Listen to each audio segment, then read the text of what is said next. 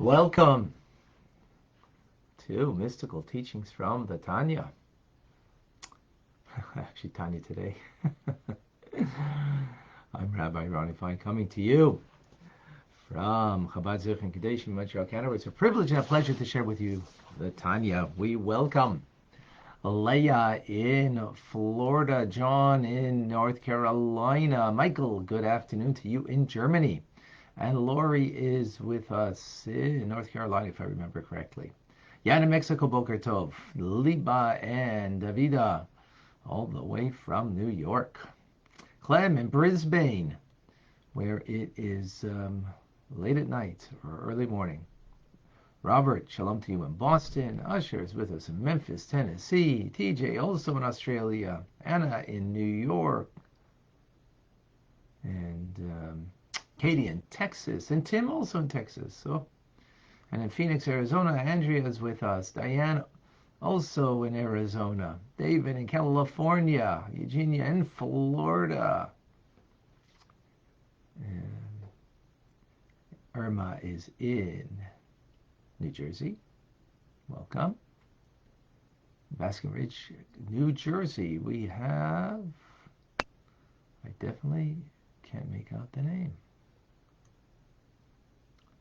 Josie. I'm sure I pronounced that wrong. Oh, welcome. Annie in Costa Rica is with us. And Rena in Colorado, welcome. Greg in Bakersfield, California. Alice is with us in Baltimore. Denise, from wherever you are. Yujoji. Did I pronounce it right? I hope so. Samita, welcome. We have with us Batya, Vilma, Margot, Celeste, Aliana, David, Marcy, Deborah, Tim, Avi, welcome. And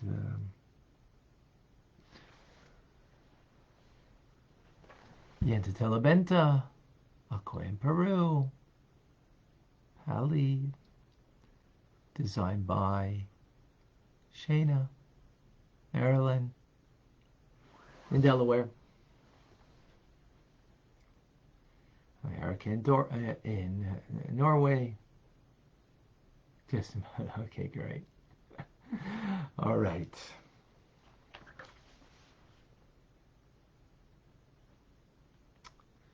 About to begin.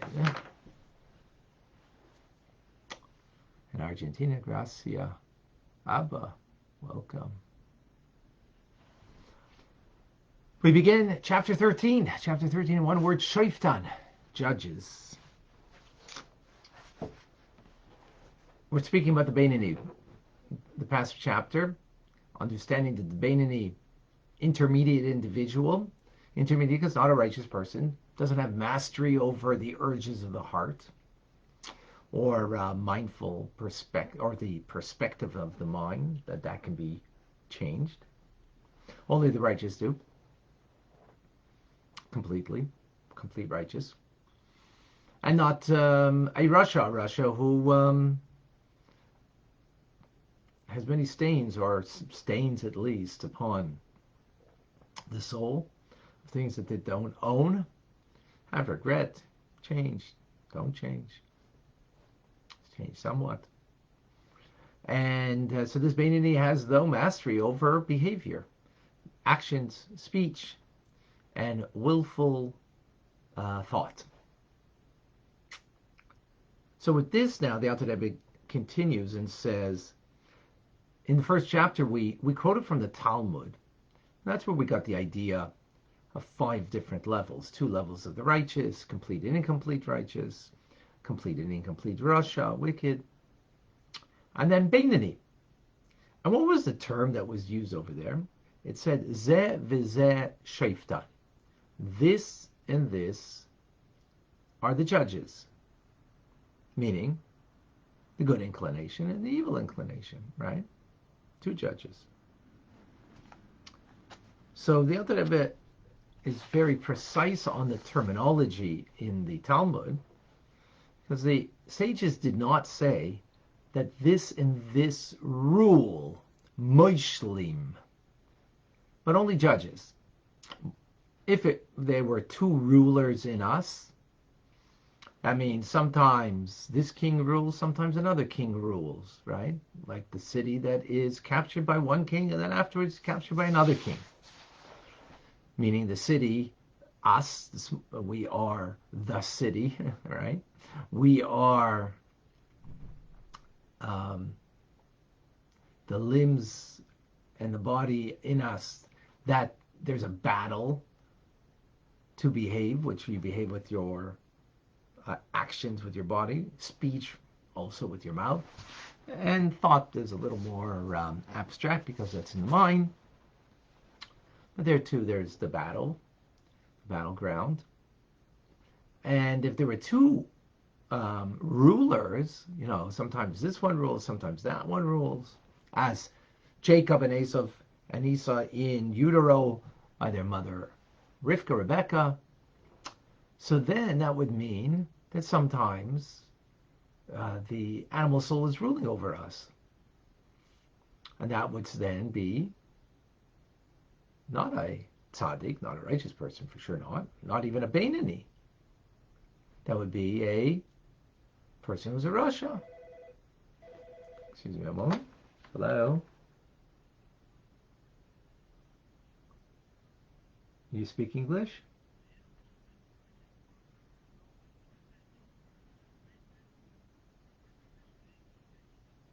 Oh, okay. Come on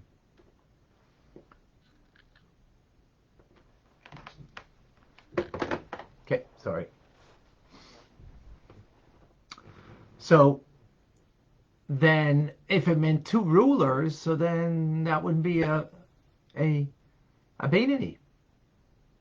So with this we understand a Beinoni is not someone who has two rulers within them. But the term is shoftan, judges. What does a judge mean? A judge, a magistrate, right, sitting on a court, gives his or her opinion, right? But all it is an opinion. You don't rule with one opinion, because then you have another that gives an opinion. And if that opinion is au contraire, then ultimately what you need is a third opinion. What's called the divrei machria, the final verdict will rest on the arbitrator, right? That will be, and that's the metaphor over here, correct? Excuse me, just one moment. Someone just came to do some work here. Good morning, sir. Good morning. Just to let you know, so I'm gonna go around and check everything. Perfect. All right. Thank you. You come see you when I'm done. Okay. For how long will that be? About an hour or so. Okay. Yeah. Perfect. Thank you.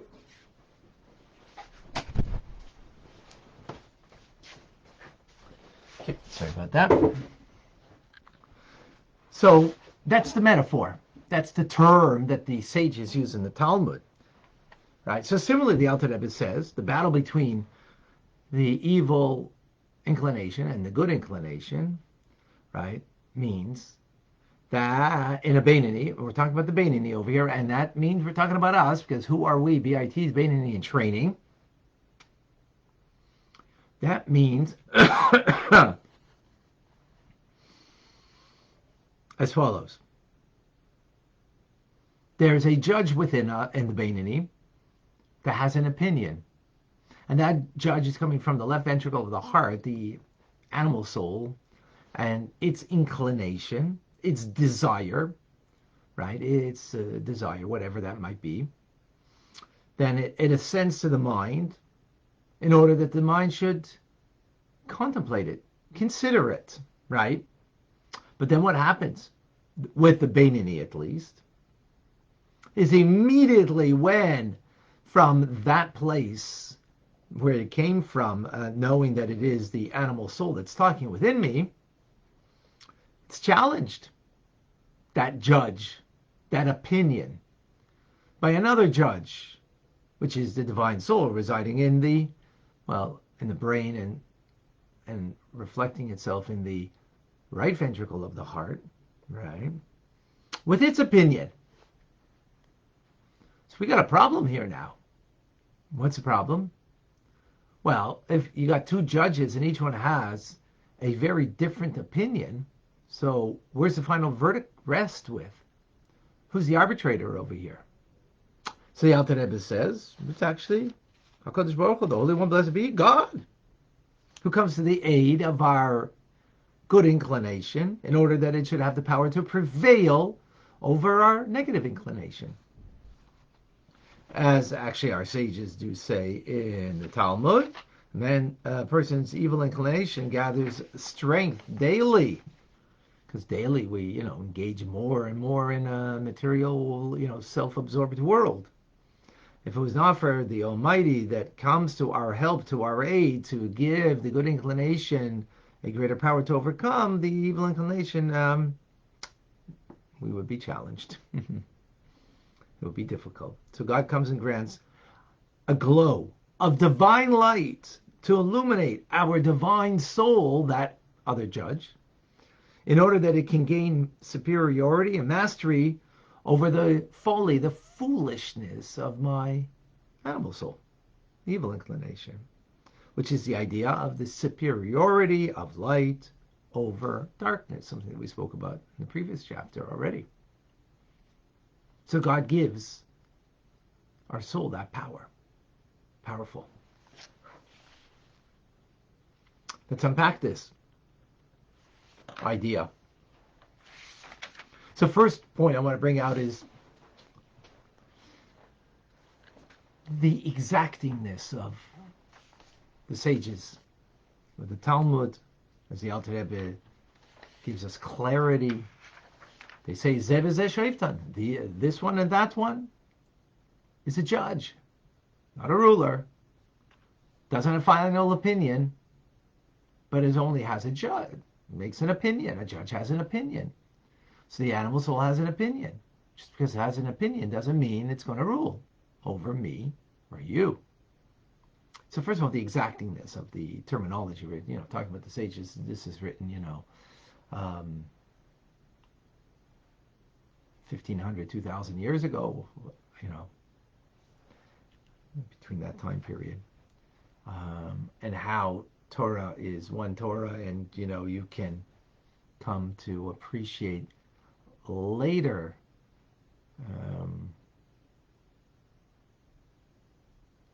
later commentators as the Alter Rebbe comes to provide us an understanding. So here from the first chapter we had this teachings from the Talmud, and now we get clarification of what that terminology and what that actually means. Because if you remember there was a question, what does it mean a Beinoni? Maybe a Beinoni just means half and half good and half good, half bad. Because Beinoni means intermediate, so you're kind of middle of the road. And we said no, can't be. Also, what we see over here is the process, which is very important. That the process is the first one to give an opinion is going to be your animal soul, more often than not. That's an important point. Meaning, the righteous, they have an opinion only of a godly soul. The animal soul doesn't have its opinion its desire to compel you to think it, talk it, or do it. But for the Beinoni, for us, BIT, so this is what first happens. Now, as the Alter Rebbe says, immediately comes the other judge by the Beinoni. Hopefully by us too. And the more quickly it comes, obviously, the other opinion. Also, the more it means we are alive. Because then there's the struggle. And life is a struggle between a higher and lower self, between the animal soul and the godly soul. And ultimately, they're seemingly, why am I going to win this if there's two opinions? Because ultimately, God wants you to win it, and God gives you the power that you can. He's the arbitrator. He's the third opinion. He's giving a greater propensity of light greater light to the divine soul that it can overcome the animal soul, which is amazing. That's the superiority of light over darkness. So we have a darkness from the animal soul with its opinion, and comes here, God giving us, our divine soul, a greater light that can now come from that dark place and shed just a bit of light and pushes away a lot of darkness.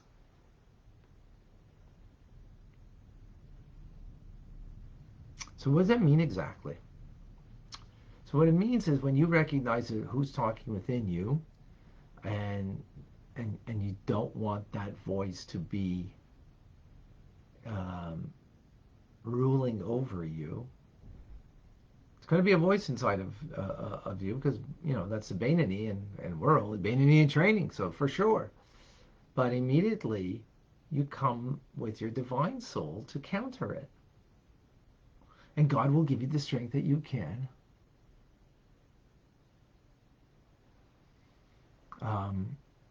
Anything that you need to overcome, God will give you that strength. Now, interesting, in the previous chapter, we said mind over, mind shall to live, the mind has a meaning over the heart. And here we're talking about that God gives you the strength. So what's the difference? So in the previous chapter, we were talking about prayer and the deep, profound prayer of a fiery, passionate love that the Beinoni has for God in prayer. So after prayer, that attachment allows the mind to have dominion over the heart. Here we're talking about an instance that, that the mind isn't shining because of, of your learning, or because of coming out of davening, of prayer. So, maybe in the middle of a day of business, how do you overcome the challenges that are in business? Being honest, of, not getting carried away that, that I feel that I am the master of my destiny and I'm the one who's going to make that buck. Rather than I make a vessel in order to get God's blessings, and He's the one who, showers with His blessings and brings us to succeed and to achieve and to earn a livelihood. So that's difficult. And therefore not to want to control, why are we controlling?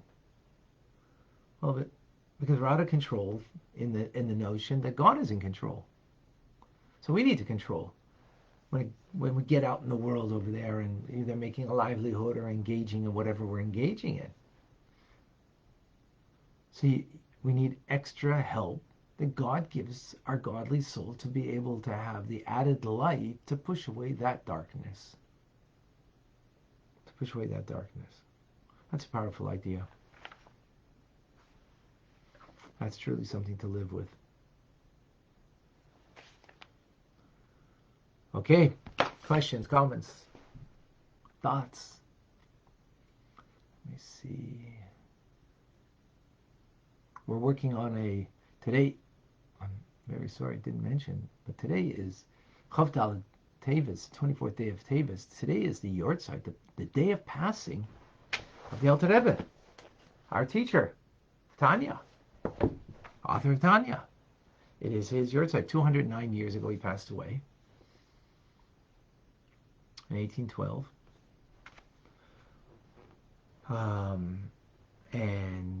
We celebrate today by learning Tanya.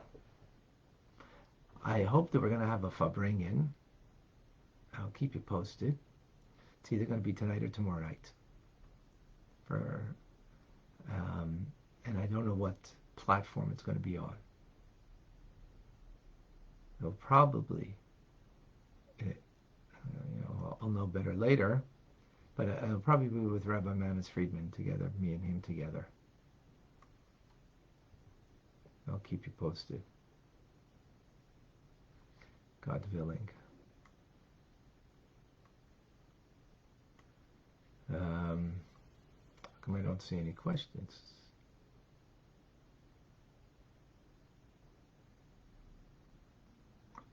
As Usher says, how amazing this is. Imagine, passed away 209 years ago, and his teachings are more relevant today, more engaging today than ever before.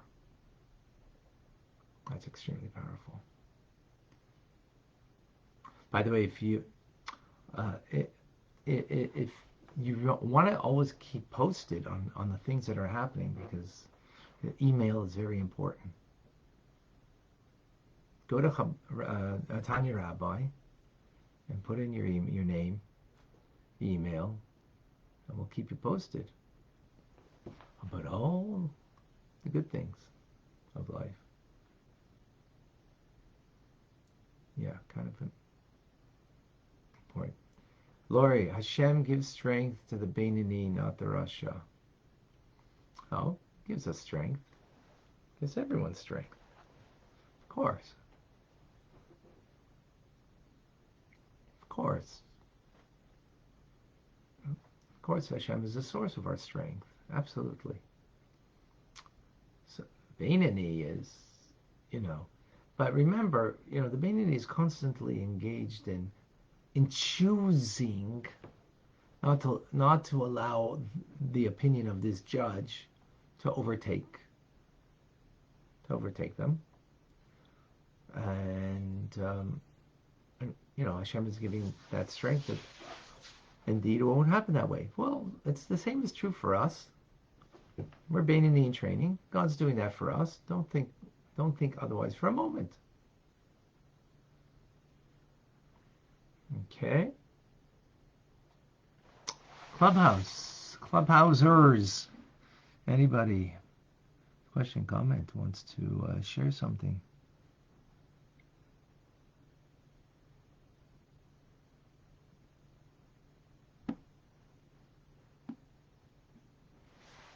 Okay, I guess such clarity over here.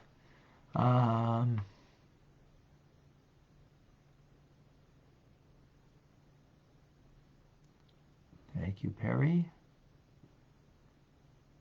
Perry Life Esther.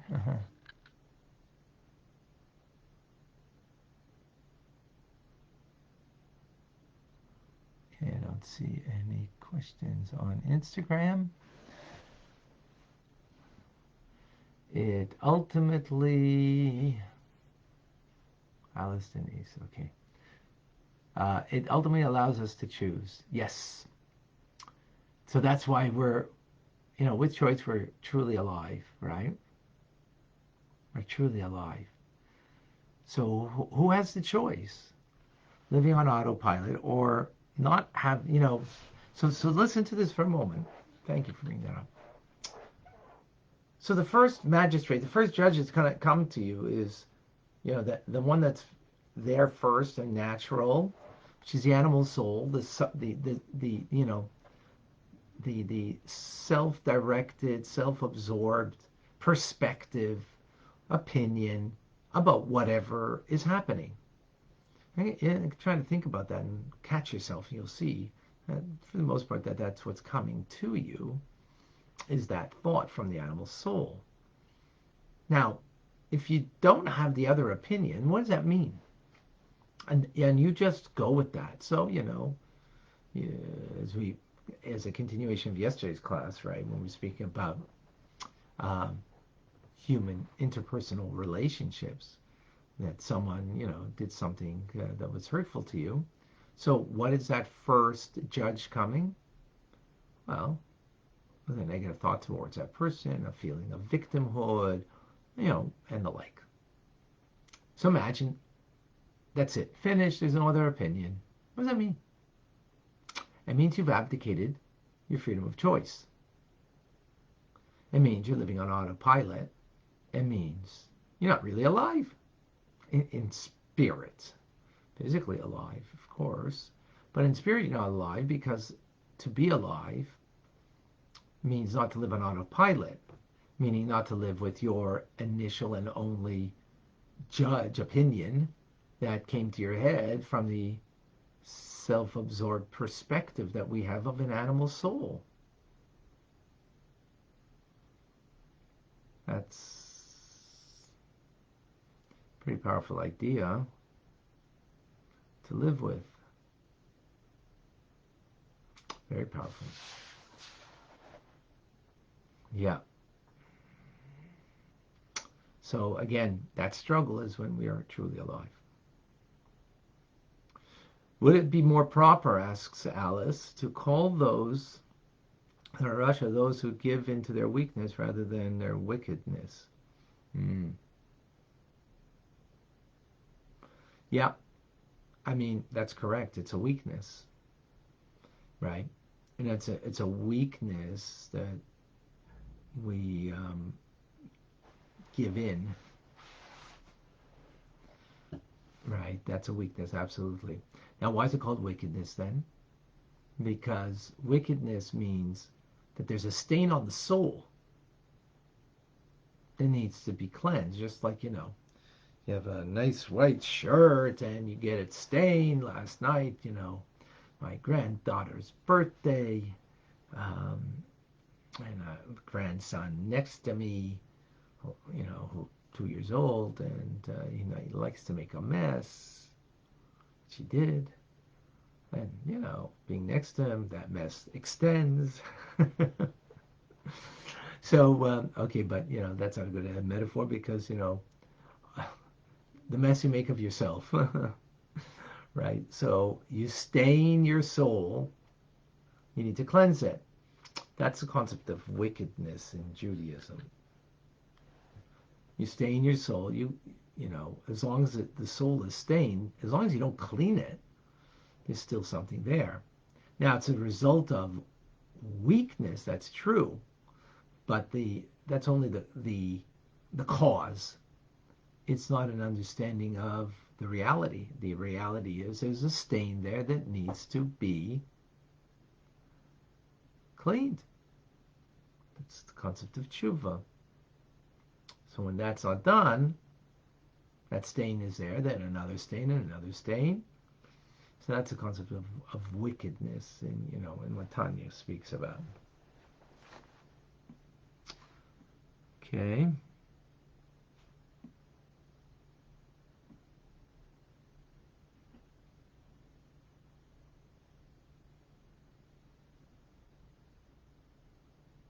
Hey, Tim.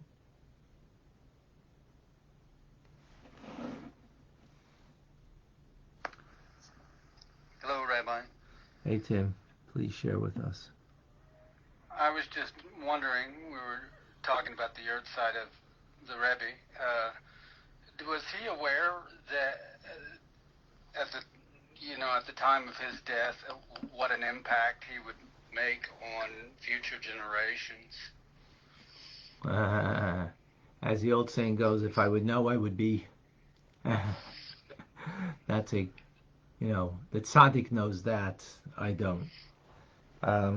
Well, there are many stories that are told about the Alter Rebbe being a new soul, and the soul that would illuminate the world.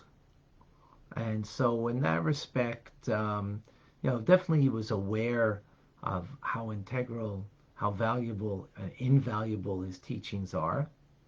No question. And that it would make an impact. Absolutely, that it would make an impact because these are the teachings that will bring us to Mashiach. Absolutely. So, to what degree that we would be here today studying, I don't know. And that it would be studied more today than it was in his lifetime, or actually today more than any time through history. So maybe, I wouldn't doubt it, but if I would know, I would be. Good question. And Anna, Yetzer Hara. So why were we created to begin with? Duality, struggle. What's the point to create struggle instead of harmony? Harmonious creatures, nice, a nice world. Excellent question, Anna. So that there was once a teenager that asked the Rebbe this, why I'm struggling, and why would God create such a struggle? And angels, they don't struggle like we do. They have much greater clarity, and I don't have that clarity. I need clarity in my life, so I don't have to struggle so much. But it doesn't come. So the Rebbe said, when you take a picture of a beautiful scene, it's picture perfect. When you take that very same scene and an artist paints it, it's not picture perfect. It's not exact. It's not precise. It's an approximation, right? So you would think that the picture is much greater and would be more valuable, but it's the opposite. Not the photograph is more valuable. I mean, as a general, but it would be the painting is more valuable, even though it's not only approximation, it's not exact. So Rebbe said, from here we see something that why is that more valuable, an artistic rendition rather than a picture perfect photo that you take? It's very simple.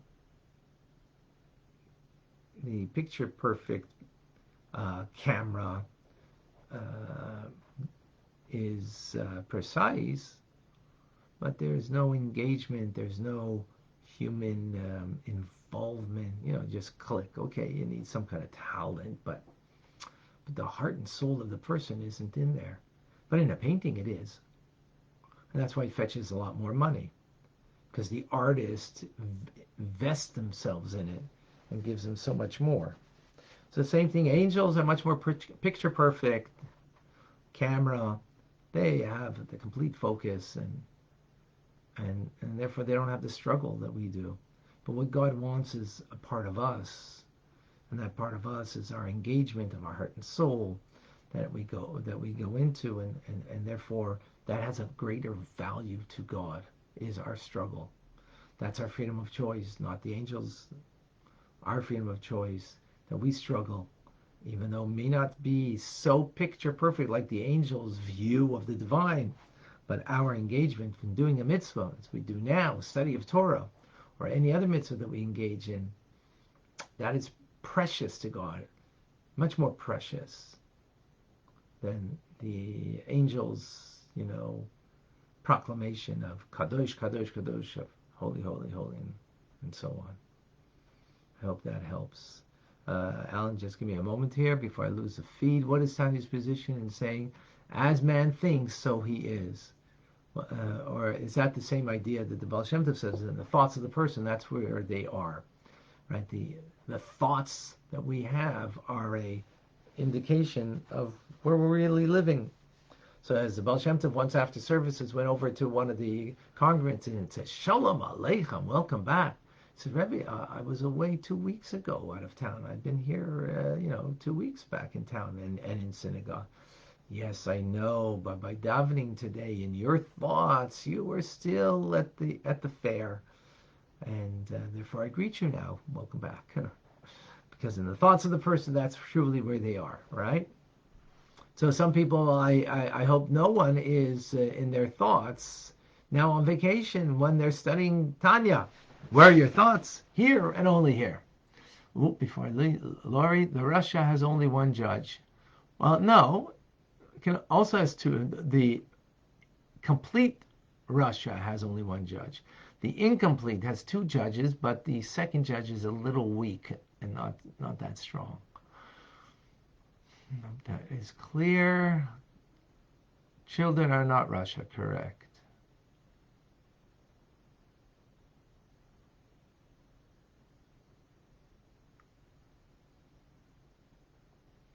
I can't answer them all. Okay. Alan, please share with us. Hi, Rabbi. Hello. Thank you for doing these sharing, and I really appreciate them.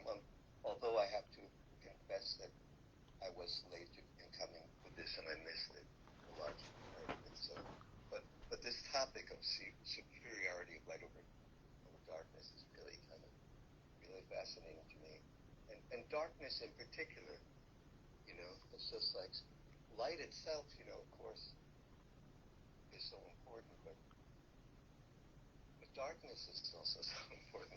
I mean, Shabbos, as high as it is, as wonderful it is, it can't end until Tzeit HaKochavim.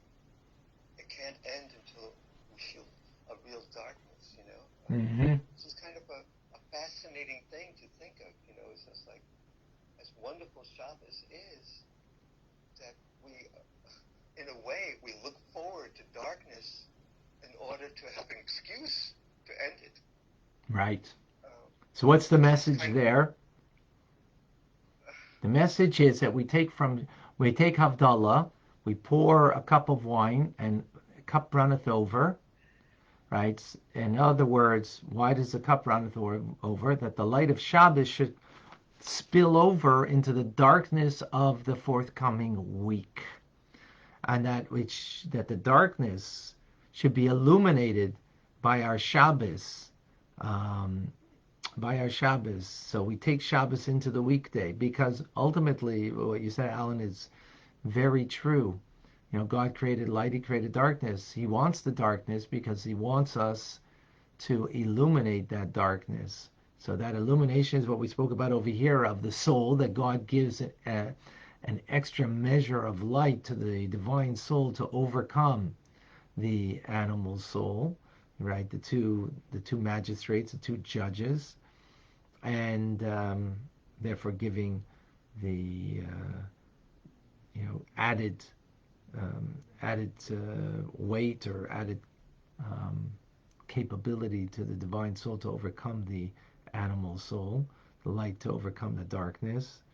And that's ultimately what darkness is there. In order ultimately should be overcome, it should be transformed. Yeah, but Rabbi, with all due respect, the words say yotze or borecho. Bore is a higher level than yotze. Right. So wait, go ahead. Sure, go ahead. Go ahead. So the thing is, like, bore is a higher level, but darkness, choshech, is there for a reason also. That the way I look at it, and from the point of view of the Zohar, it's just when they speak about darkness, also they're speaking about malchus. They're speaking about the end product of the whole chain, which is really a mirror of the light above it. So darkness, it has purpose. I mean, mamash, it's really what malchus is kind of in the midst of it's reliant on darkness in a way in order for malchus to unfold, from my understanding of it. So, it's not. I don't look at choshech as necessarily being a bad thing. It's if you take a look at the letters of the Torah and Bereshit, in the first pasuk there are 12 distinct letters, including the Sofit letters, in the first pasuk, 12. And it continues in the second pasuk also, Ha'aretz haya tohu v'bohu, and then in the next word, v'choshech, it's the chet. Basically, it's the next letter to be manifested, the next new letter after staying stable for 12 letters. The next letter that's manifested is the chet. And the chet basically is in the word choshech. So it was like, I think that Hashem Yisbarach was, in a way he was like, everything was good. With 12 letters was a dayenu, but then came chet, and that was really important. Mm-hmm. And it was choshech, and choshech was necessary in order for malchus to happen, so it was inevitable, and part of the plan all along. This is what I'm thinking. Very good. So let me just add to it what you just said. Thank you for sharing. So darkness, there's two aspects to darkness. Two aspects to darkness. One is a negative one, and one is beyond that. that it's not negative. It is not a negative thing. So darkness being negative, so we understand that if you're in the dark, you don't see the light, right? And therefore the idea is to bring greater light into the dark place in order to illuminate that dark place. So that's one aspect of darkness, which is the regular way that we speak about darkness, as in this instance over here, very clearly. Darkness is the animal soul, the light is the godly soul. God gives an added dimension of light to the godly soul, so that when there's the two opinions, the two judges engaged here, what will happen? The godly soul has God's light that it gives to it, that it is machriya, it is the arbitrator, and therefore wins, is the final opinion, right? So that is the way usually we speak about it. But what you're saying, Alan, and Chassidus speaks about it, is also, it's the idea of, and perhaps the metaphor of the black hole. And Chassidus explains like this, that there's a concept of darkness that needs to be transformed, but then there's a higher darkness, and this is Boirei Chayshech, right? V'Yetzer, which is Boirei Bria, is a higher world than Yetzirah, and that is the concept that darkness itself will illuminate. In the darkness, of the darkness, from the darkness, not because of an extraneous source of light, right? You go into a dark room and, you put on the light. That's another source that is pushing away the darkness, right? Here, no, that the darkness itself will illuminate. The darkness itself it's its own source. It's a higher source. And that is actually something that will happen in times of Mashiach, right? So in that respect, it's even greater. Here in Tanya, he's not speaking in that terms, in these terms over here, because again, darkness plays two roles, and that has to be, by the way, because think of it. After all, as Alan said, where's darkness come from? Darkness is not coming from excuse me one second. Hello. Darkness is not coming. Where's darkness coming from? It's coming from God. So it cannot only be seen as a means to an end, that from darkness I'll get to light. It has to also be seen as an end in itself. Well, how could darkness be an end in itself? Because the darkness itself will be its own source, as God is the source of its darkness ultimately, that in itself will illuminate. Now, that's a very heavy concept that maybe we'll bring about another time, but that's, Alan, to tie into what you just said. It's very true. However, again, here, in our context, that's not the concept of darkness here. Here, the darkness is most definitely of the animal soul that needs to be overcome with the light of the godly soul. But absolutely correct what you said, Alan. Yeah, I again apologize, Rabbi Klein, that I missed the first part. It's probably you were talking about the Tanya and talking about something totally different from what I brought up. So, nothing to apologize, because you brought up a great point, that gives us a greater clarity of what we're talking about here, when we understand it vis-a-vis the concept of darkness elsewhere. But no, absolutely. No problem. Thank you. I appreciate it, actually. All right, folks, I got to run because I have other obligations now. So there are some questions over here. Laurie, the alternate pass after Havdalah. It was Motzei Shabbos. I think it was, I don't know exactly what time, but not right after Havdalah. Correct. I